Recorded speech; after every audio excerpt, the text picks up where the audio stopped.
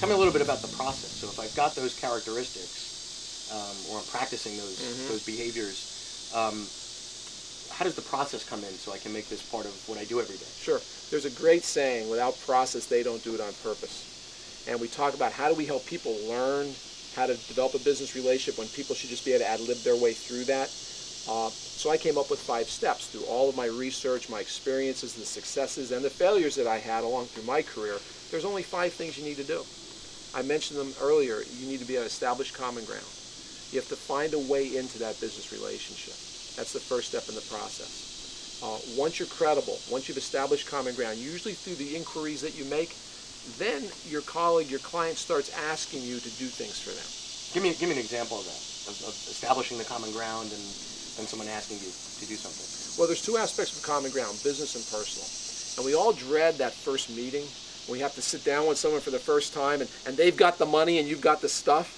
It's the first day of school. It's the first day, exactly. It's the first day of school. And we've got to go in and in one meeting, we have to establish some kind of distinctiveness in that conversation. And what I'd like to suggest is I never thank that person for their time because they really haven't given it to us yet, and I don't want the relationship to start off subservient. So I'll say something like, hey, Peter, I appreciate the opportunity to meet with you today. And then I'll let Peter decide, are we going to talk about the weather, the commute, the game night last night, or is he going to want to get right to business? If Peter goes with rapport, I go with rapport. If Peter goes right to business, and how many times have you had that conversation, like, so what do you got, Ed? I've only got 10 minutes. Then I go right to business. And what I'll do in that segment is I call this process ROCK.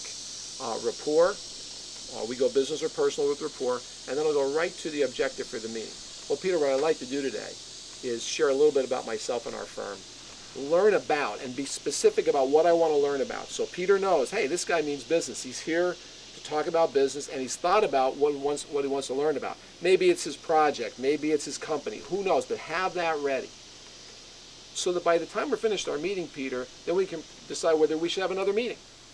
And then I'll go to credibility, which is, hey, Peter, here's how we help clients. And say a little bit about our firm, and then get right back to what I want to learn about with specific questions about that. I can assure you that if you take that approach in a first meeting, you're definitely going to distinguish yourself against everyone else, because everyone else is going in there talking about the fish on the guy's wall. They've been taught that. Stay away from the fish on the wall unless he wants to talk about fish. You're going to show that you had a meeting plan in mind, and you're going to be credible by the questions that you ask. There's a good chance you're going to have a follow-up meeting, which is all you're after anyway.